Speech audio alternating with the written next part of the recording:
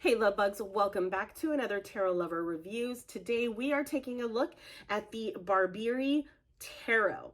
So if you've heard of this tarot deck or you have not heard of this tarot deck, hopefully this review and the flip through that comes afterwards helps you to decide on whether or not this tarot deck is right for you. Now, if you want to go straight to the flip through, take a look down in my description. I break down all of the suits into chapters to make it easier for you to locate exactly where you would like to start in that flip through. But right now we are going to talk about the packaging. We're going to talk about the guidebook. We're going to talk about the cards, cardstock, card imagery, naming convention, card sizes, textures, everything. So if you are interested in all the details, stick around. Otherwise, feel free to move on over to the flip through. But let's get into the packaging. So as you can see, it is your typical tuck box or slip box. Okay, and the publisher is Lo Scarabeo.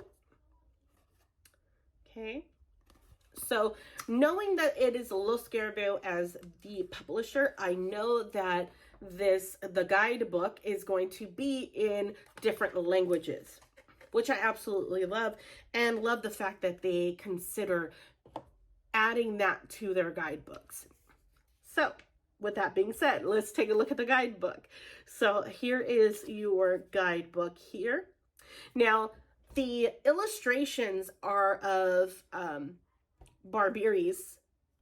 He is the artist behind this, or they are the artist behind this.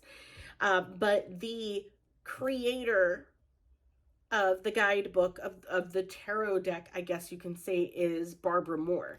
She has made a lot of tarot decks out there, a lot of books, a lot of guidebooks. So I would expect the descriptions, the information within this guidebook is going to be fantastic. She always has a way of explaining each of the tarot cards in their own way, so I absolutely love that. And starting off in the guidebook, you do get a tarot spread, and then in the pages to come, it goes over each of the positions and what they all mean. So it's always great to have the some type of tarot spread within your guidebook, especially if you're new to tarot. It gives you something to start off with. Now, as far as the descriptions in each of the cards, it's fantastic. I love the way that it's worded. You do not get keywords for your major arcanas. It is a description of what you're seeing within the cards. So Barbara writes it out and Barbieri creates the illustrations for each of these cards. So I love that collaboration. For the minor arcana, it is the same way. You get a small paragraph describing what you are seeing on that card or providing a story of what you're going to see on that card. You do not get any keywords with any of these cards. It's mainly just a description to explain what you are seeing in that particular card. And that's pretty much it for the descriptions, and then it goes into the other languages. So that is your guidebook. Let's talk about the cards. So this is what the backs of the cards look like. Okay. And you do have this slight gloss. So the cards do kind of slip around, but not too much. It's interesting because it looks like it's glossy, but the cards feel matte. So when it slips, they don't slip as much, but it does slip around up against each other a lot, if that makes sense. So card size. So this is the size. I want to say it's probably thinner than a standard Rider-Waite-Smith tarot deck, but let's find out. Yep, that's what I was thinking. So it's about the same length. It's just width-wise, it's a little bit thinner, which is totally fine. I have no problem holding on to this tarot deck. I kind of like that it's a little bit thinner, but yet the same length as a standard tarot deck. But yeah, so that is card size, card backing, the texture, cardstock. I'm trying to mentally go down my little checklist. So cardstock. It is a thinner cardstock. Okay, it's very flexible, so it makes great for shuffling in that riffle shuffle or the poker shuffle style. Though it's not my cup of tea. This is my opinion. It's not my cup of tea. I like my cards to be a tad bit thicker to withstand the test of time, right? So as far as, I would, Los Scarabeo hasn't been too bad with their cardstock. I feel like it's a little bit better than Llewellyn's cardstock, to be honest.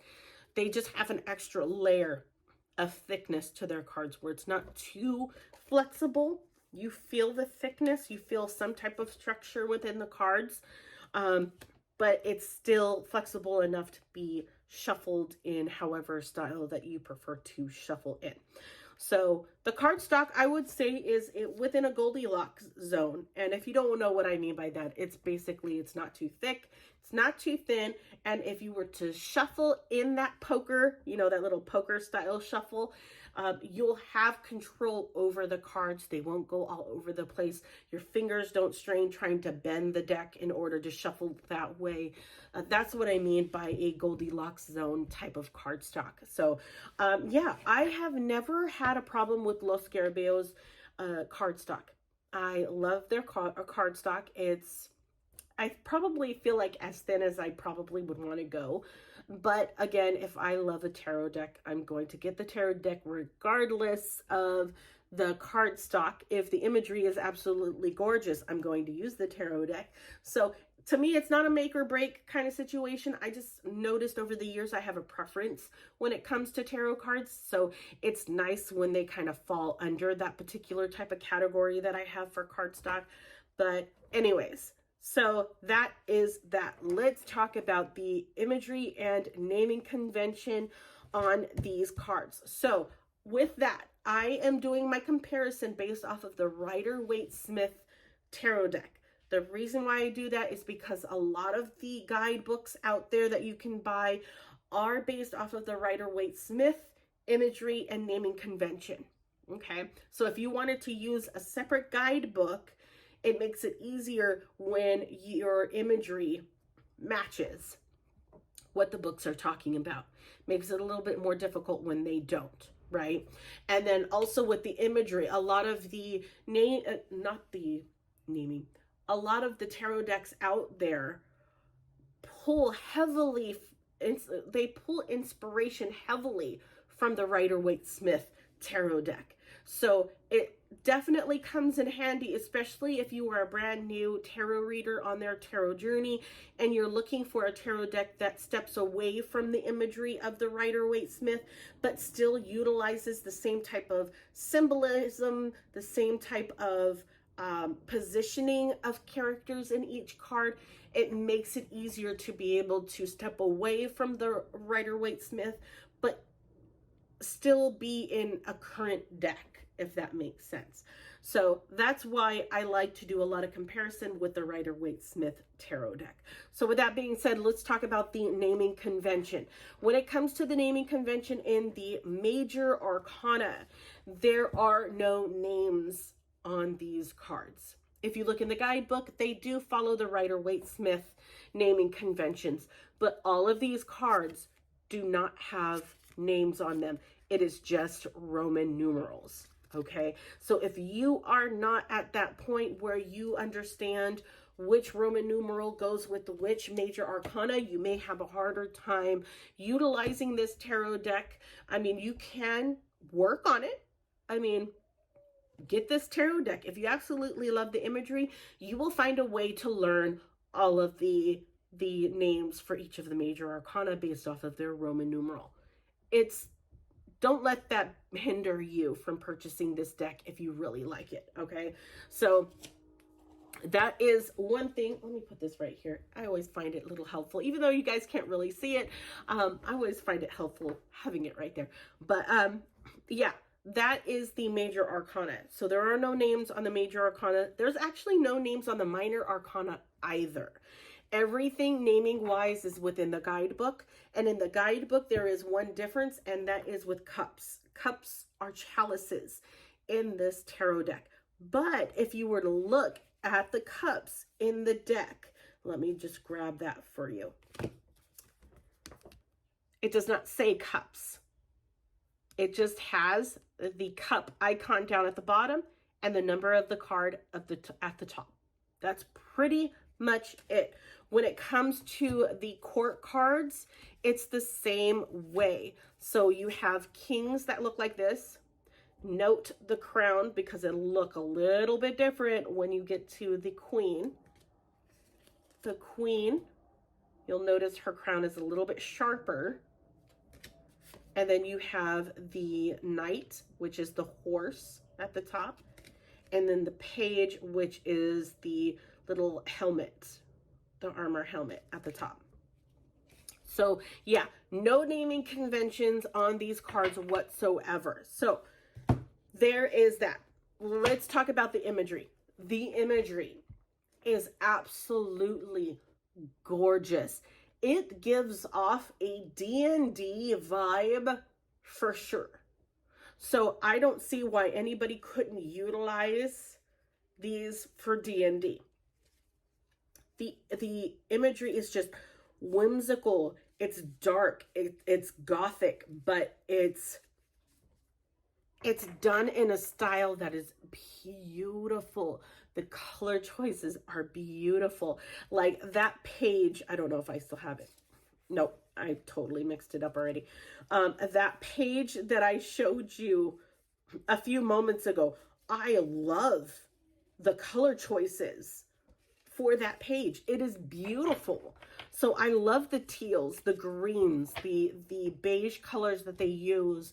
It's gorgeous. But with that being said, I have a hard time connecting these images in each of these cards to what that card is supposed to represent. I have a hard time, like I can clearly see, you can clearly see in some of them, like this is the Nine of Swords. I mean, you kind of get it, and then you don't kind of get it. The Seven of Swords, like, I don't see how this would, yeah. Six of Swords, definitely get the cues. Five of Swords, I'm lost. So, it's like, you see this, you see the imagery, it's beautiful, but I have a hard time connecting that card to, I have a hard time connecting that imagery to that card to connect the two, to pull from the imagery with what I already know about that card, if that makes sense. So that is my only problem that I have with this tarot deck, is that I have a hard time putting those two together. But other than that, the imagery is so beautiful, absolutely beautiful. You guys will see it all in a little bit, in a moment actually. But yeah, hopefully this review has helped you in some way. If it has, leave a like and check out my channel to see if there are any other tarot decks that I have reviewed on that you might be interested in. If you don't see a tarot deck that you would like a review on in my channel, leave me a comment. Let me know what that tarot deck is so that I can look into it. Hopefully I have that tarot deck and I just haven't done a review on it yet. But if I don't have it, then that's just another reason for me to purchase another tarot deck. But yeah, hopefully this has helped in some way, guys. Without further ado, here comes the flip through. Enjoy, and I will talk to you guys later. Bye, guys.